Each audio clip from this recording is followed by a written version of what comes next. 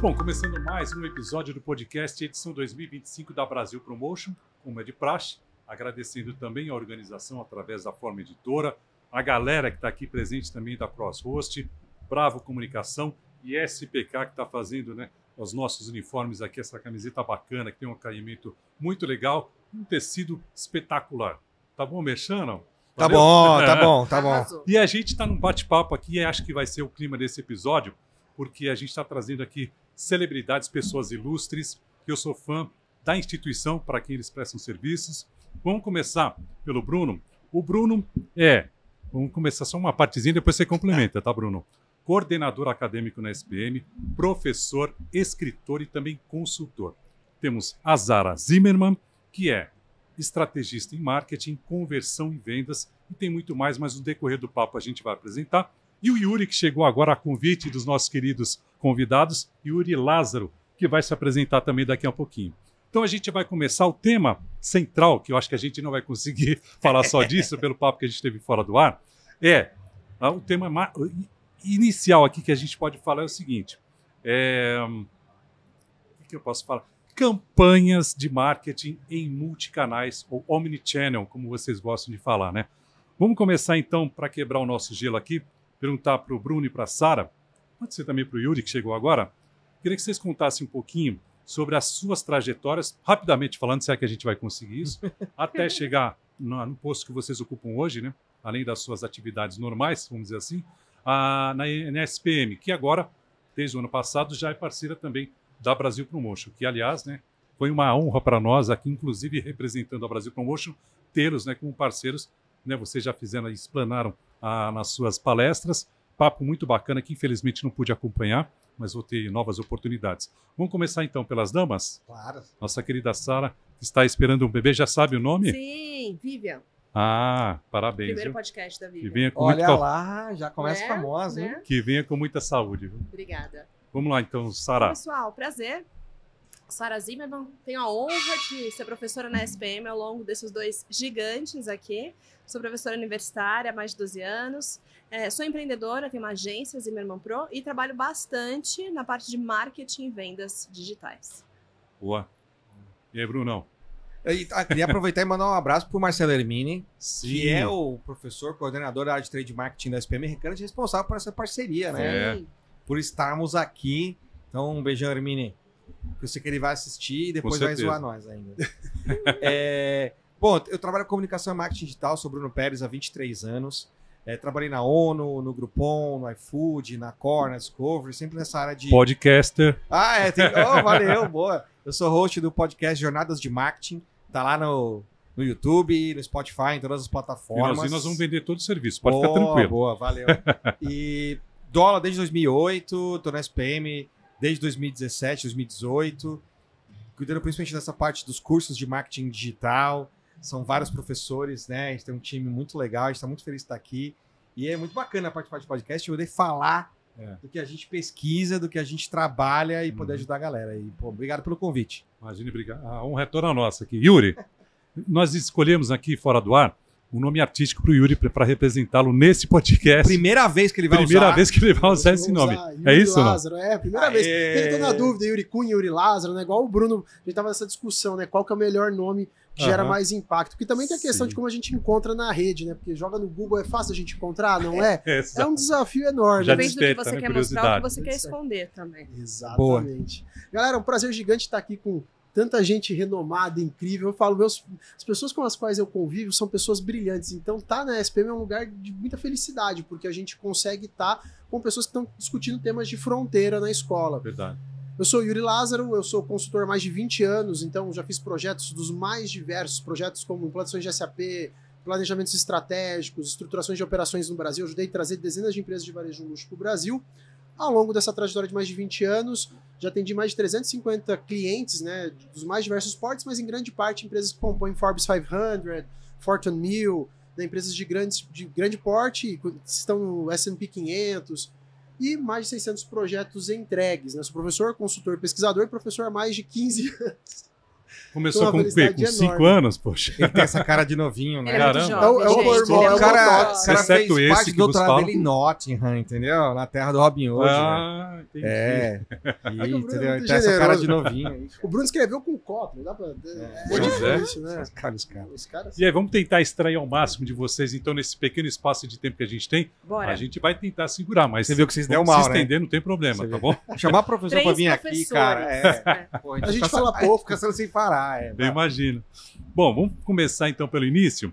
Quando a gente fala de campanha de marketing multicanal, o que exatamente isso significa para quem é leigo? Porque a gente fala, né? A gente tem audiência rotativa, como diz no rádio também.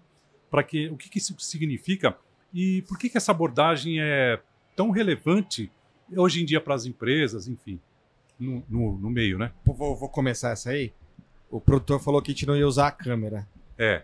Corta pra mim, corta pra mim. Tá para mim. Eu tenho uma péssima notícia pra você que tá vendo ou ouvindo, que marketing não é Instagram. Boa. Acho que essa é uma resposta para falar um pouco da multicanalidade, né? É. A gente tinha a miopia de marketing lá dos anos 1972, agora é a primeira vez que é discutida a miopia de marketing. Eu acho que a gente podia fazer um artigo dessa parada. Theodore hein? Levitt, hein? Então, a gente podia fazer um artigo dessa parada, que é a nova miopia de marketing.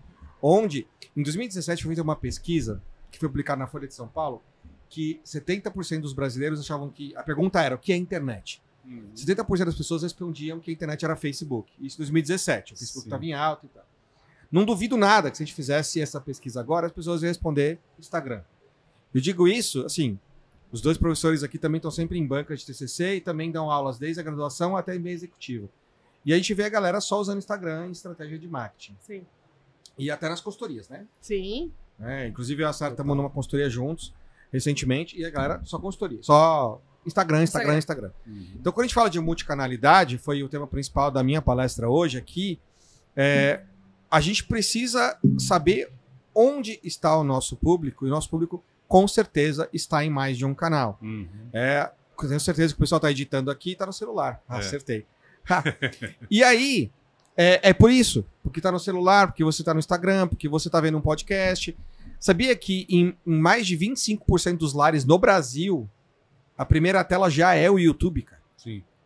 Então, assim, a gente precisa pensar no marketing multicanal nesse sentido de atingir o nosso público-alvo em diferentes telas e em diferentes jornadas.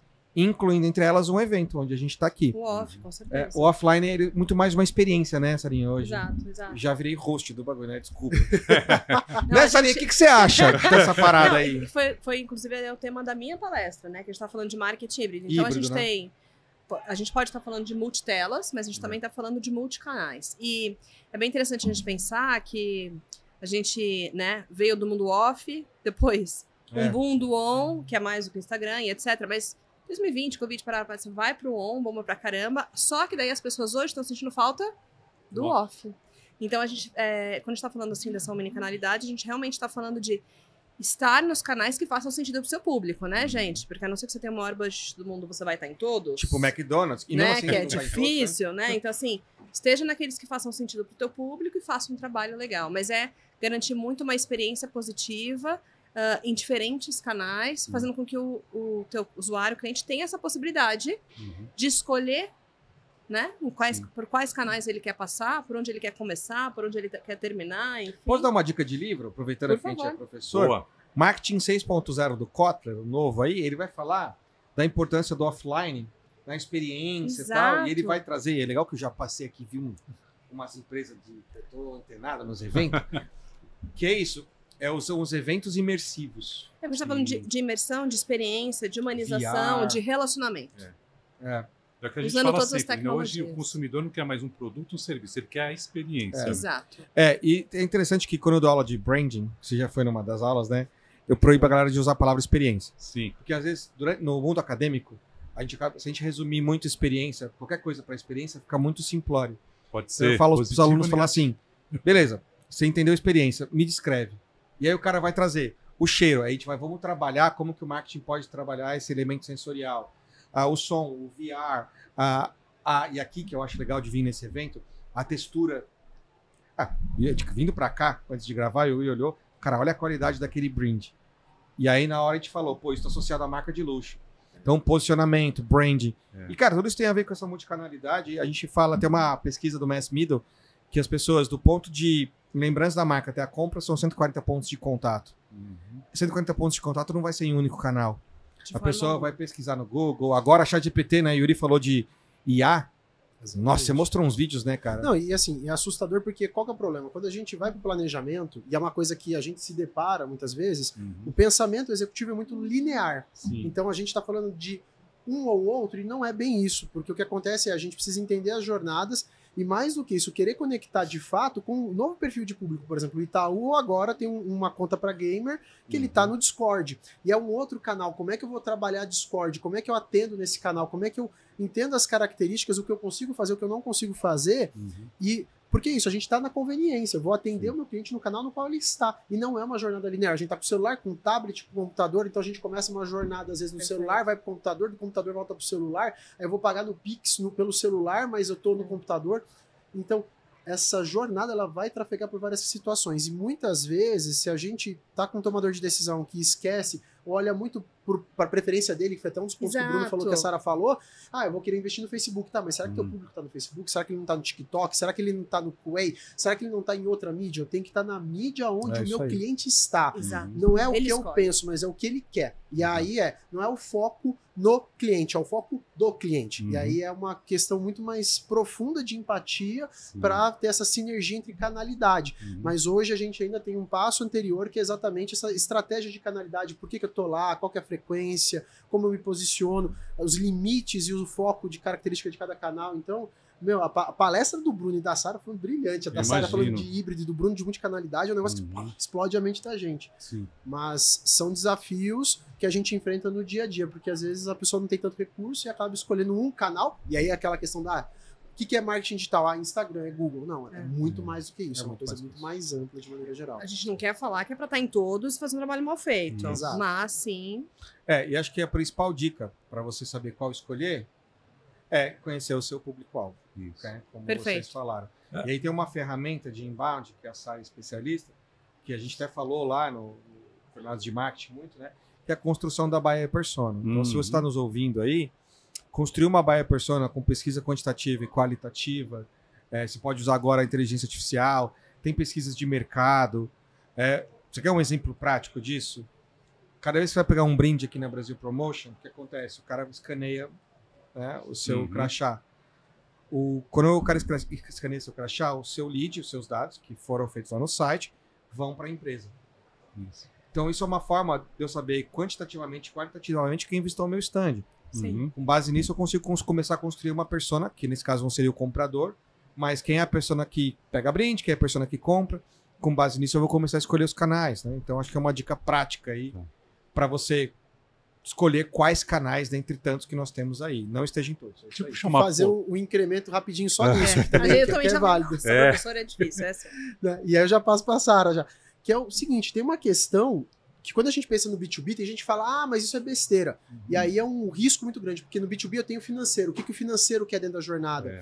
O que o marketing quer dentro da jornada? O que o fiscal quer dentro da jornada? O que outras áreas que são usuárias ou influenciam, ou o próprio tomador de decisão pensa. E aí só é uma construção de buyer persona mais complexa, porque essa jornada continua. Existe o receio do comprador, por exemplo, pega no comprador. Ele tem receio de pegar um fornecedor que é ruim, porque a culpa, de certa forma, é dele. Fala, poxa, mas você não viu que aquele fornecedor não tem qualificação, não tem tempo? Então, tem uma situação toda que isso vale também muito pro B2B, porque muita gente, a pessoa fala, mas buyer persona é B2C. Não, isso também vale pro B2B de forma profunda. Tem que ter a sinergia de todos os departamentos. Você tocou num ponto que a gente vai fazer um in-company, que a SPM também faz aulas dentro das empresas, né? Lá em Brasília, e o cliente mexe com área governamental, né? E ele pediu justamente, professor, você pode trazer isso aqui com foco, tipo, o meu público são outros setores públicos. B2G, né? É B2G, mas a lógica ali é um B2B, né? Sim. E eu falei exatamente essa pegada, né? Então tem para todos os gostos aí. Perfeito. Não, um gancho que eu ia puxar é que a gente comentou aqui on e off, etc. E daí o Bruno citou, né, o escanear o crachá. Uma coisa muito legal da omnicanalidade que a gente deixa passar é explorar o que cada canal tem de bom, né? Uma das coisas que eu vejo muita gente passar, porque o Bruno falou, vamos, né, escaneie. Eu tenho clientes que escaneiam e a gente faz todo um setup por trás, né? Uhum. Vai escanear, daí a gente vai imputar no vídeo cai no CRM e a limbo. galera vai conversar e cai no limbo. Então, quantas pessoas aqui passaram por um evento, pediram para alguém entrar em contato e assim, E nunca vai receber nunca nada. mais. Eu tô esperando há 17 anos, né? Então, pô, daí no ON, ou numa experiência que eu consigo filtrar, a gente passa a ter a possibilidade de trabalhar com dados tão interessantes. Uhum. E daí, nessa omnicanalidade, a gente consegue, então, juntar diferentes fontes de informação, né, de dados, para a gente transformar tudo isso em informação, desde que, claro, existe uma análise e tal. E tem tecnologias para salvar nossa vida em relação a isso. Dá para brincar muito com inteligência artificial. E outras plataformas para a gente ter os melhores insights para voltar para o público oferecer a melhor experiência nos diferentes canais. É um loop constante, né? É. Não, Agora e o básico posso... bem feito, né? Que é um negócio lá. A Sara A gente falou não isso, me deixa ele lembra, falar. A lembra gente não vai deixar o host falar, velho. E eu já vou sair do roteiro aqui, porque me surgiu uma dúvida aqui que é muito importante. Não, é que na verdade, isso que a Sara falou me lembra uma história muito interessante. Certa vez eu recebi contatos durante quase 5 anos de uma senhora para vender um plano de saúde. De 6 em 6 meses ela ligava. E aí uma vez eu fiquei muito intrigado, eu falei, vem aqui, eu vou te receber. E eu peguei e sentei com ela, uma senhora com idade super avançada, devia ter próximo aos seus 80 anos. E eu fiquei muito intrigado. Eu falei, poxa, mas como é que você faz? Né, porque eu falei, vou fechar com você, porque de fato ninguém nunca insistiu tanto tempo comigo. Aí ela pegou, ela falou, não, eu tenho um caderninho, eu pego o contato da pessoa e eu fico ligando para ela de 6 em 6 meses. E, então, assim, o básico bem feito, que é exatamente o que a Sara trouxe, não, eu não preciso, às vezes, de uma ferramenta ultra sofisticada, mas se eu entender conceitualmente a importância do relacionamento, e é claro, posso ter um RD Stage, posso ter um monte de outras coisas, né? Um MailChimp, posso ter vários programas, Mas mas uma planilha de Excel. se eu não fizer bem feito, não adianta eu captar o lead se eu não vou trabalhar nele, né? É. Desculpa só esse ponto. E animal esse exemplo. É que eu vou fugir um pouquinho do assunto, porque você falou de buyer persona. O que vocês acham? É uma pergunta que eu queria fazer para alguém e acho que agora é oportunidade. Adorei. Mais do que... Vamos. o roteiro lá longe. Eu falei, né? O que vocês acharam do rebranding, se é que a gente pode dizer, da Jaguar? É, Jaguar. Foi case Essa ali, é ó, nas polêmica, hein? aulas. Essa é polêmica, hein? E A gente agora? tratou logo no começo. Cara, assim, antes da gente fazer uma crítica aberta Sim. sobre qualquer tipo de rebranding, é importante também quem está do outro lado ou saber que rebranding não é apenas a troca de um logo, Isso. de um logotipo, e sim todo um reposicionamento de marca, um novo propósito e etc. E a gente, como profissional, sempre espera que essa nova proposta venha baseada em dados e análises. Uhum. Mas a gente não teve acesso ou não ouviu-se nada disso. E não saiu em nenhum dos relatórios, né, de investidores e etc. deles. Nenhuma nota. Pois é, eu fiquei esperando, Não tô esperando a não nota saiu, até hoje. não saiu nenhuma nota e tal.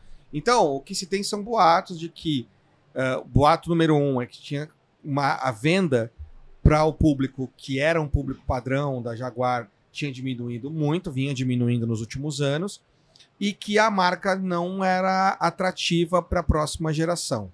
Se isso é verdade ou não, a gente não teve nenhuma confirmação oficial de ninguém lá dentro, de nenhum VP. Se valia o risco de mudar tanto a ponto de perder, por mais que estivesse diminuindo as taxas de vendas, É isso aí.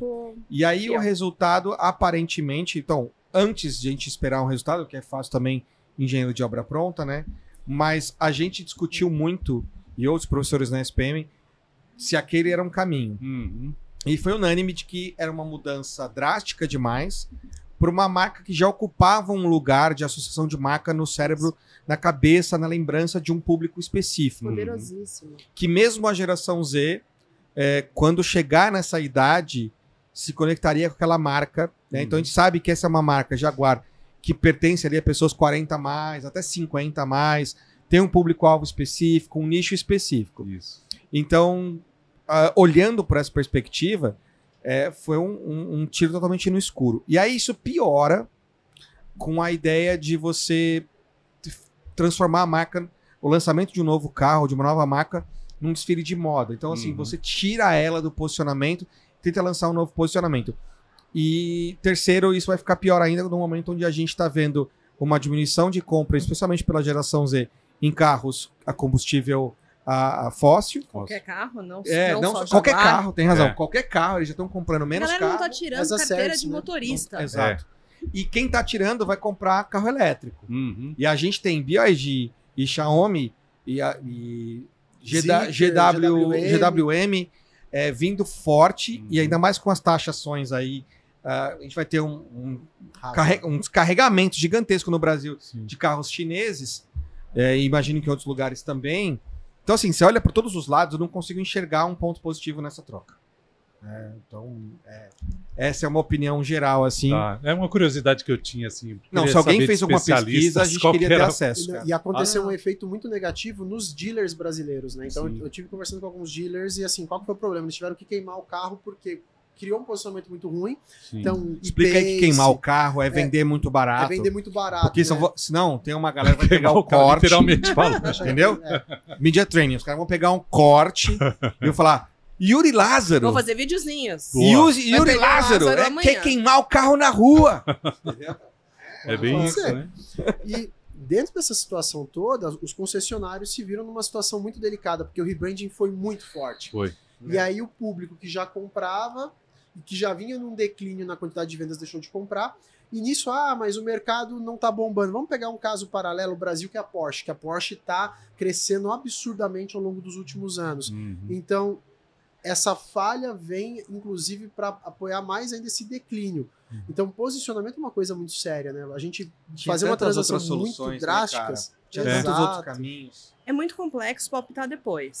Mas eles conseguiram awareness, né? Eles geraram mídia, geraram buzz, não positivo. Essa é a questão. Isso para assunto de marca. Assim, Fórmula 1, que é um público-alvo pra caramba da Jaguar. Vai entrar no que vem a Cadillac, como uma nova equipe, e a Audi vai entrar no lugar da Sauber, que é a do Bortoleto. Então, por exemplo, não podia ter aí, a Jaguar já foi muito tempo da Fórmula 1, então ali você vai começar com o público-alvo, sabe? Tem tantos outros caminhos.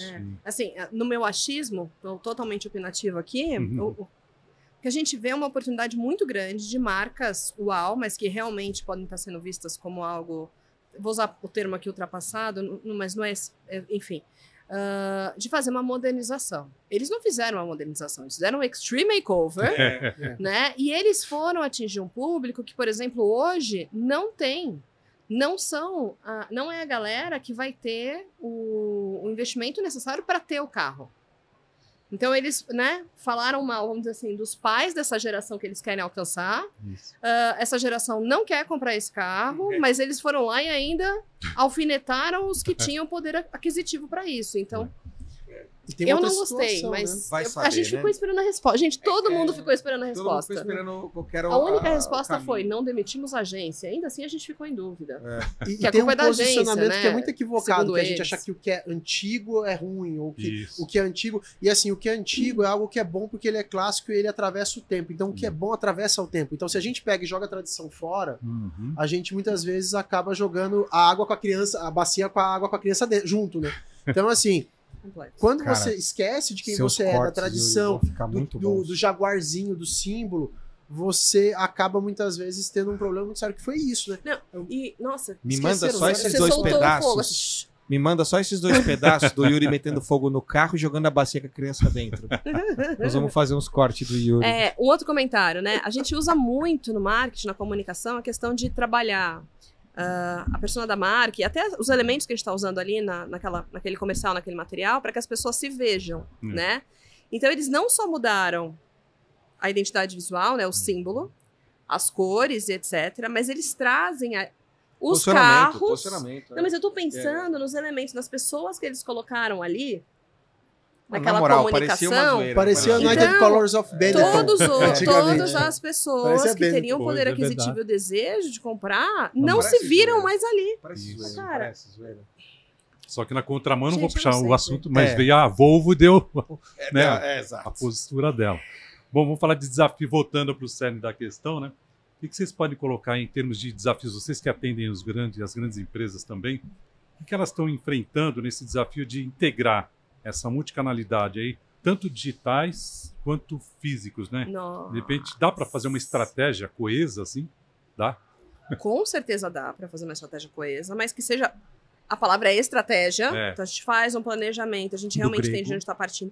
Eu tenho clientes que querem lançar um e-commerce ou etc. há 10 ou 15 anos, mas eles não topam fazer transformações digitais internas, assim, não topam fazer uma eu não vou nem falar, desculpa, eu falei transformação digital, mas não topam mudar um RP para conseguir conectar num e-commerce, para que você possa oferecer uma experiência legal da pessoa que vai comprar ou no on ou no off e trabalhar no mesmo estoque.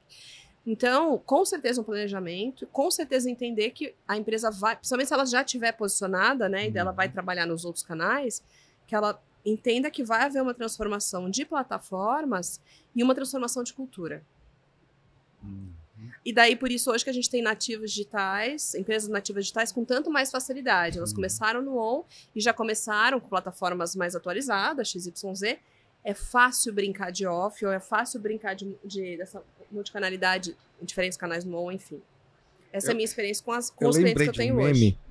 Que tem um jogador, assim, aí o cara pergunta assim, você acha que aquele jogador é bom? Já viu isso aí? Não, ele é bom. Se ele melhorar o passe, a corrida, se ele melhorar a forma de marcar e cabecear, e o princípio, aí ele fica bom. Foi basicamente o que a Sara falou, né? Eu concordo. Ou seja, CMO, a real é o seguinte, por que não dá certo? Se o cara aprender que o CRM dele, que é legado, não conecta com nada, se ele aprender que tem que fazer transformação digital, se ele aprender que não contratar um único garoto estagiário para fazer tudo o que precisa fazer e separar por área, ou seja, né, se ele melhorar passe... Mas eu acho que a Sara fala até mais profundo, brasileiro. porque cai na arquitetura de tecnologia. Então, assim, o CIO não está preparado para essa conversa. Sara, metade dos lugares onde eu vou, o cara que é o complicado. CTO, o CIO, é o cara que troca o mouse. E eu não tô zoando. Você chama a área de TI da empresa, juro por Deus, o cara da área de TI não é um TI web. É um cara de infra. Cara, eu fui num Infra, cliente. boa. Isso, boa, É o cara de boa. infraestrutura. É o cara que trocava impressora nos anos 90. Ô, juro por Deus, eu fui fazer uma consultoria para uma grande empresa e eu cheguei lá e a hospedagem do site dos caras era pior que a minha. E eu tenho uma hospedagem que, assim, é só para pôr meu site, fazer teste. A gente hospeda a N8N, umas Você nem ferramentas. nem AWS, nem nada. Não. É uma ferramenta porque eu não vou hospedar um e-commerce, eu não vou hospedar um site que tem milhões de visualizações. O site do cara era pior que o meu. Então, assim, você tem um problema cultural, é o seguinte, tem que estudar, vai lá na SPM, é real. Desculpa, é real. Não, a gente É tem real. falhas, educação brasileira. Real. Cara. Taxa da mortalidade das empresas no Brasil é gigantesca. Então a gente tá falando lá na frente de uma multicanalidade ou uma unicanalidade, mas a gente tá falando lá atrás assim, a galera não planeja, a galera pega um valor de uma rescisão, vai numa feira de franquias, cai num pitch que tá não faz um estudo, não pergunta, não questiona. E o mesmo vale para essa proposta. Voltar em todos os canais. Cara, pensa, planeja, faz sentido, investimento. Sabe, as pessoas me procuram e falam assim, pô, Bruno, eu quero abrir uma empresa ou um site, um e-commerce. Sabe qual é a primeira coisa que eu falo? Mas já foi no site do Sebrae? Real. Eu já vi você fazendo isso. Vai lá fazer um Empretec. Cara, real, vai no Sebrae, né? A Camila, minha esposa, ela queria abrir uma papelaria e tal. Eu abri o site do Sebrae, já precisa manjar de imposto, estoque, né? Qual modelo de negócio. Modelo de negócio, giro, fazer benchmarking, quem são os principais competidores, margem. Mas não, juro por Deus, história real. Os caras me procuram, eu não vou falar o nome do brother, mas ele chegou pra mim, eu quero abrir uma loja tal, já tô no Instagram e comprei o Canva, o que eu faço? Aí eu perguntei assim, qual é o seu produto? Ah, todos. Quem é seu público-alvo? Ah, todo mundo. Entendeu? É o que você tá falando. Então, assim, acho que o principal desafio, quando a gente vai fazer a consultoria, e também quando a gente vai dar aula em executivos, assim, cara, trazer a ferramenta, que nem eu dei a dica da ferramenta aqui e tal, é o mais fácil, cara. O problema é implementar processos. Uma outra empresa que eu fui, sabe o que os caras faziam todos os dias? Todo dia de manhã, juro por Deus. Juro por tudo que vocês acreditarem. Não é uma empresa qualquer. Não, é uma empresa grande, bem grande. Todos os dias de manhã chegava uma menina, ela entrava no CRM, baixava um Excel, que já tá errado por aí, né? 2025, baixar Excel, irmão. Né? Andar com Excel com os seus clientes num pendrive, porra, anos 90, LGPD, né? Porra, cara. Beleza. Ela baixava o Excel todo dia. Aí ela pegava, copiava o nome do... Vinha 2 linhas, o nome e o e-mail. E aí ela tinha um template no Outlook. Olá. Então ela pegava o nome do cara e pegava o e-mail. Então ela fazia um filtro, todo mundo que aniversário era hoje. Nossa.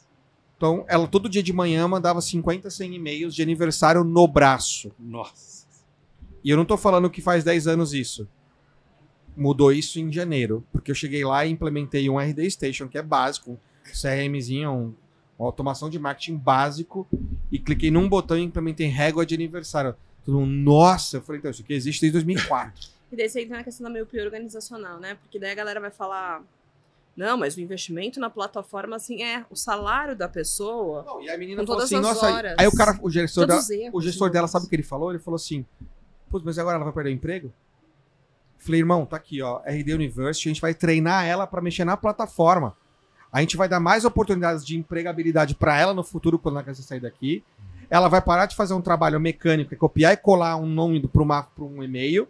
A gente vai ensinar ela a fazer régua, a gente vai ensinar copy para ela, a gente vai ensinar ela a fazer público-alvo, a disparar e-mail, fazer análise de régua. E aí, sim, isso já vai... Eu não vou nem abrir aqui a cartela de IA, porque a galera tá usando IA para substituir o cérebro, quando era para utilizar para essas tarefas mecânicas de bater... Antes era pegar milho, né? Bater enter, cara. É o que a gente falou fora do ar, né? A falta de repertório dessa galerinha que tá chegando, né? Que não tem vocabulário para poder acionar um chat GPT e adestrá-lo como você faz. A gente luta pela profissionalização do mercado brasileiro, porque é um problema, inclusive, de sucessão, né? As empresas não chegam na terceira geração. Então, preparar as pessoas, e marketing é o cerne. Por quê? Porque o marketing é gerador de demanda. Se você não tem uma boa estratégia em marketing, se você não tem boa tática, se você não sabe o que está fazendo, você está simplesmente não só deixando dinheiro em cima da mesa, mas queimando dinheiro. Então, uma empresa, como é que a força comercial vai trabalhar bem? Porque não adianta a força comercial ser heróica se ela não tiver uma boa área de marketing que vai gerar demanda e lead para ela. E esse é o problema. A força comercial muitas vezes reclama da área de marketing, com razão. Por quê? Porque existe essa baixa profissionalização. Então, enquanto um think tank na América Latina de marketing, que é a casa do marketing lá na SPM, tem muita essa luta. Pô, o curso do Bruno é um curso que bomba, porque é exatamente isso, que é o Master in Head of Digital Marketing, o curso de Certificate em Comunicação e Marketing Digital, porque isso, é entender o ferramental e como instrumentaliza. Agora, não adianta a pessoa achar que não, a pessoa fez a DM e já está pronta. Não, tem um ferramental todo, tem uma intencionalidade toda, tem um entendimento de negócios profundo que precisa ser feito. E aí não é nem sobre a ferramenta, como o Bruno falou, não é a ferramenta é menos importante, é entender o porquê que eu estou usando aquela ferramenta. E aí a gente fica nessa situação, infelizmente, que as pessoas acham que marketing digital é fazer infoproduto na internet. Eu não vou nem entrar nessa discussão, que isso me irrita. E vocês ainda sentem resistência de alguns gestores em preparar esses profissionais, assim, qualificar para ter alta performance? Que a gente discutiu aqui no outro episódio, falando de alta performance dos colaboradores. Ainda existe essa resistência? Ainda? Ainda? Total. As pessoas acham que treinamento é jogar dinheiro fora. Elas não entendem. A gente tem uma área de in-company poderosíssima. Então você pode levar um Bruno, a Sara, eu...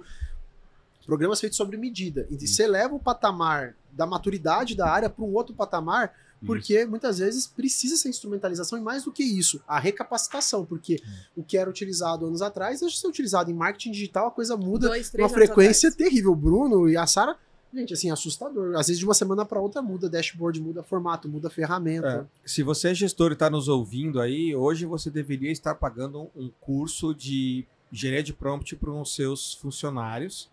E se você tem o Office 365, que a maioria das empresas tem, já deveria ter homologado o Copilot na sua empresa para que nenhuma informação vazasse.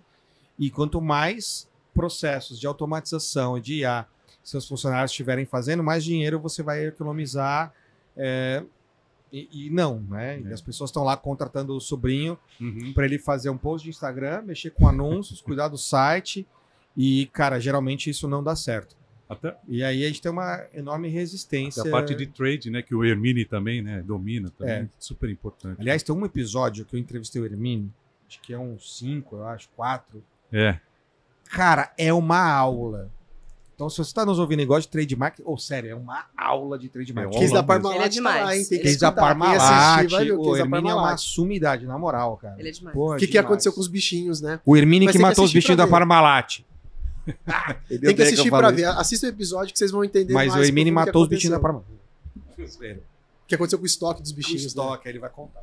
Vamos trabalhar mais uma questão da objeção. Como é que vocês fazem, então, para trabalhar essas objeções que vocês encontram aí no seu caminho para implementar essas campanhas de multicanais? E como evitar, se é que dá para evitar? Eu vou nos dados. Né? A única forma de você vencer, e aí a gente gosta de também falar da geração Z, que não tem repertório, que isso, aquilo, mas também a geração dos baby boomers é puxada, hein, cara? Sim. É puxado. E os baby boomers geralmente são os CEOs da empresa, são os investidores e tal. Os caras põem uma ideia na história, na cabeça, e você não muda. Então, a melhor forma de você conversar com qualquer nível geracional e qualquer nível hierárquico nas empresas é com dados. Então, eu tento sempre trazer pesquisas de marketing, pesquisas que vão mostrar a utilização disso, daquela ferramenta, ou para onde o mundo está caminhando, e mostrar, ó, você acha que tal coisa vai funcionar, mas está aqui. 80% das pessoas estão fazendo o contrário. E aí, né, nada melhor do que dados contra achismos, contra dados não argumentos. Esse é um caminho que sempre me ajudou muito a conseguir, inclusive, comprar softwares, aumentar minha equipe, e nas diversas empresas que eu trabalhei, que eu precisava convencer lideranças a tomar um caminho, e também convencer meu time, que eram pessoas mais novas, muitas vezes, a caminhar junto para um mesmo projeto, e é o que eu levo nas consultorias, porque eu também dou consultoria para altos executivos, e eu preciso mostrar para eles, cara, esse aqui é o cenário. Né? Então, você precisa entender o que está acontecendo, e então a gente tem Google, a gente tem IA, a gente tem pesquisas para poder provar que não podemos pensar numa bolha. Né? Esse é o caminho que eu tenho usado. E acho que dessa eu forma tenho dá pra uma gente abordagem ver, né? bastante dura com relação a isso, que é geralmente assim, a tua empresa não pode ficar para trás.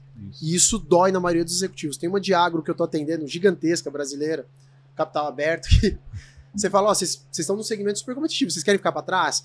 Então, e aí o driver no bolso do cara, investimento. né? Cara, isso dói no âmago. Então, assim, se você quer continuar sendo relevante, você precisa fazer isso. Ao mesmo tempo, eu atendi uma varejista grande, super conhecida aqui na região, fatura mais de bi, e que o dono fala, eu não vou estar no marketing digital, eu não vou ter nada digital, quem quiser liga pro meu teleatendimento. Então, assim, infelizmente, é uma empresa que vai ter que ter uma forçada transição geracional para conseguir chegar num caminho importante, porque ele não conseguiu enxergar aquilo como valor. Então, é um desafio a pessoa entender que não é custo, é investimento e uma questão mais do que isso, relevância e sobrevivência. Se você não fizer isso, talvez você fique fora do jogo. Então, é uma situação dolorida, mas extremamente necessária. Eu ia falar justamente sobre isso, né? As empresas que são familiares, onde o herdeiro, né, o mais novo, está chegando com todo esse aparato, e existe essa resistência também por parte do fundador, do CEO. Até do conselho, às vezes. O conselho resiste. Conselho, então, fundador, assim, mas a gente também, eu estou lidando também com CEOs, etc., mais jovens, ele uma geração Y, mas que também são donos da verdade. Então é complexo. É maluco, sou dono da verdade não, mano. Então, assim, na verdade, acho que se você perguntar isso para 3 professores, com certeza os 3 vão falar que vão trazer de dados, vão usar e abusar de dados e educação para tentar gerar essa transformação. Mas também entender que não é todo mundo que está afim de caminhar por essa transformação. Então, eu também, os 2 foram todos até assim positivos. Eu já sou assim, cara, eu explico, mas se a pessoa não quiser, eu falo, bom, então vou deixar você está bem, aproveite enquanto durar, e vamos buscar aqueles que estão interessados em se adaptar ao público. Tem até uma coisa mais dura, tem empresa que não precisa de treinamento, tem empresa que precisa de terapia. E tem muita empresa que... Tem uma que eu atendo, eu não vou falar o número de pessoas, mas são milhares de pessoas, porque senão dá para saber qual que é a empresa. Mas que a diretoria, os fundadores estão passando por terapia em grupo. Então, assim, às vezes, antes do treinamento, tem uma situação comportamental mais profunda para que, de fato, a gente possa... Cara, dá pra gente pegar vários cases no Brasil de empresas que, no Brasil e no mundo, que erraram, ficaram para trás, não dado momento. Tem um monte, tem um monte. Ali, não é... E também é legal a gente olhar cases de sucesso. A gente faz muito isso nas aulas, né? A gente analisa cases de sucesso e cases de fracasso, porque a gente tem que se basear em erros e acertos, e tem vários, né? Então tem muito bons, assim. Dá para falar vários aqui, e alguns já são até clichê. Falar para a Sara especificamente, Olá. que ela está falando mesmo. Boa. A Sara, você que trabalha com estratégia, né, de inbound ou inbound? E vendas, principalmente. Eu que também vim do varejo, né? Queria saber como o inbound marketing se conecta com outras ações em multicanais para gerar melhores resultados e também conversão em vendas. Deu para entender? Deu. Então, é o seguinte, o inbound ele vai vir, e a gente tem nomes novos, né, para a proposta, mas a gente está falando de estratégias. A grande questão é, a gente vai trabalhar estratégias para atrair o público, ao invés de trabalhar com estratégicas que vão ser muito agressivas, empurrando, né, ofertas para o público. Se você vai fazer isso em um canal, se você vai fazer isso em 17 canais, continua sendo inbound. Um bom estrategista vai começar com entender o público, entender a jornada, entender quais os canais a serem explorados e trabalhar estratégias que se complementem por entre no tudo junto e misturado, nesse loop constante, para no final do dia a gente ter o resultado. E ter o resultado não só da venda inicial, mas de manter o cliente em casa, de manter o cliente satisfeito, realizado, para a gente continuar trabalhando nesse loop de indicação, aumento de faturamento, por aí vai. Uhum. Então, seja quais forem as estratégias dentro desse ecossistema, é entender, é trabalhar essa, e dei o nome, né, jornada, funil, como loop, como vocês quiserem, mas entender como trabalhar para atrair essa galera toda. O que no final do dia, a gente faz muito isso no digital, no final do dia, se você consegue montar esse ecossistema, você vai ter, o seu resultado a médio e longo prazo vai ser muito maior do que se você for aquele cara que vai depender 100% de um outbound, de um comercial ali todo dia, batendo na porta das pessoas, porque é tempo, né, é investimento em mídia paga e tudo mais. Então, não falando mal de um ou outro, porque eu gosto, na verdade, de trabalhar tudo junto e misturado,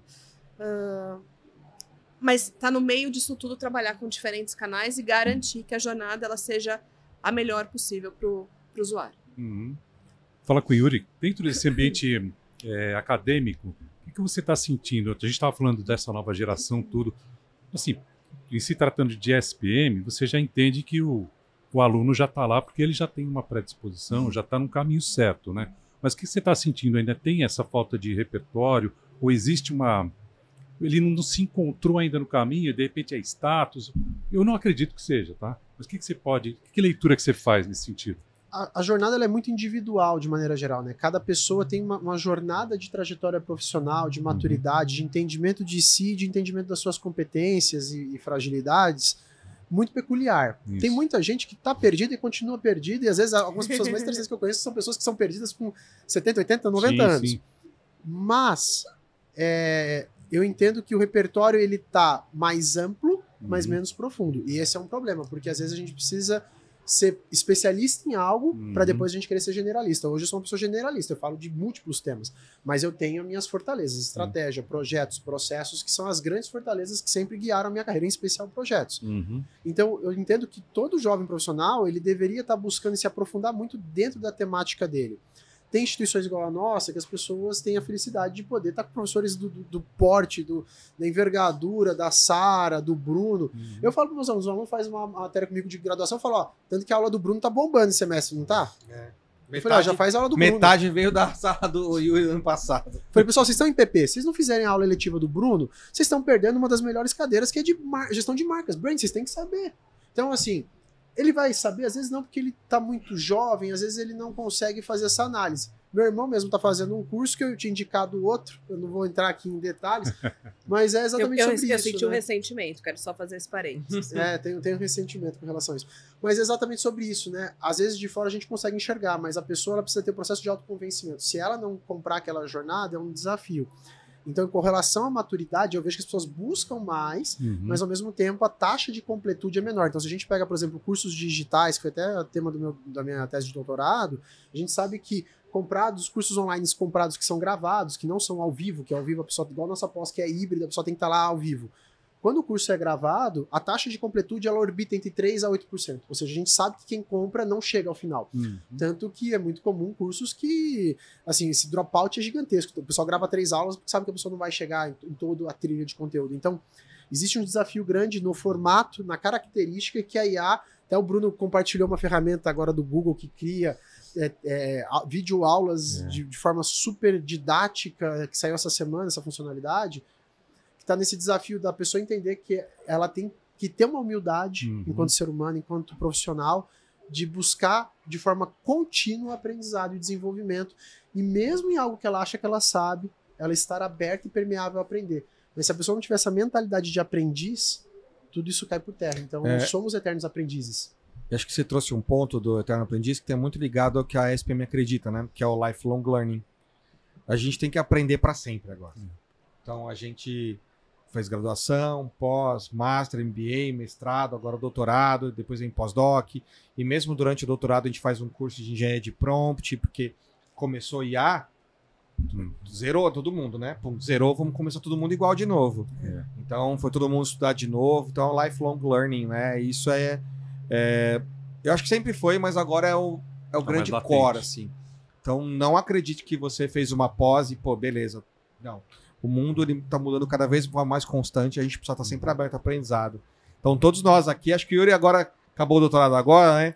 Então, ele tá dando um tempo, mas eu sou aluno. Inclusive, este horário era para eu estar na... Desculpa aí, professor. Era para eu estar no doutorado. Está no doutorado e eu tô planejando entrar. É isso aí. Isso que é legal. Bom, gente, infelizmente dava pra gente fazer uns 3 episódios fácil, né? Mas acho que é um aperitivo para que a gente tenha outras oportunidades. A nossa intenção, inclusive, com esse podcast é estendê-lo durante todo o ano, não acontecendo só na feira, né? Para que a gente possa ter essa oportunidade de bater mais papos aí, vocês trazendo a sua expertise. É o que eu falo, eu sou suspeito para falar, ainda não fiz a SPM, mas é um desejo antigo, desde a época de Casper Libera, que eu sou da formação da Casper Libera, né? Mas que a gente possa passar algum recado agora para quem está começando, para quem quiser participar daí dos cursos da SPM, vocês passem o seu recado, as mídias sociais de cada um de vocês. Boa. Vamos vender o peixe agora. Boa. Então, se você está aqui nos ouvindo, a SPM tem cursos livres, que são cursos de todas as áreas do marketing, tem digital, tem de promoção e vendas. Cara, tem curso até na área agora de... Creator Economy. Creator Economy, tem uma pós-graduação em Creator Economy. E tem também um curso na área de setor imobiliário, sabe? Então, assim, tudo que é marketing, de fato, esse SPM, The Marketing Powerhouse, tem cursos livres, a gente tem um monte de pós-graduação em várias áreas. Tem graduação EAD, se você não está em São Paulo, no Rio, Porto Alegre, Bahia. Florianópolis, onde a gente tem campus principalmente. E a gente tem o Anywhere in Class, que você pode assistir de qualquer lugar, com aulas ao vivo. A gente tem Master, Pós, MBA, mestrado, Dynamic, doutorado. Tem os cursos livres que são os Dynamic. E a gente também tem executivos, MBA executivos in company, realizados sob medida nas empresas. Então entra lá na spm.br, tem todos os cursos. E segue a SPM também lá no Instagram, né? SPM... Põe SPM São Paulo, vai aparecer todas as SPMs lá. Sim. E vai ser um prazer. A gente tem vários eventos também, queria convidar todo mundo aqui a encontrar os hubs da SPM. Eu sou o curador do Hub de Canais de Marketing Digital, de canais digitais. Hub de canais digitais. Canais digitais. Vai ter evento esse ano, a gente tem vários eventos de SEO, vai ter SEO Summit, vai ter o Creators Economy lá, que é um evento gigantesco.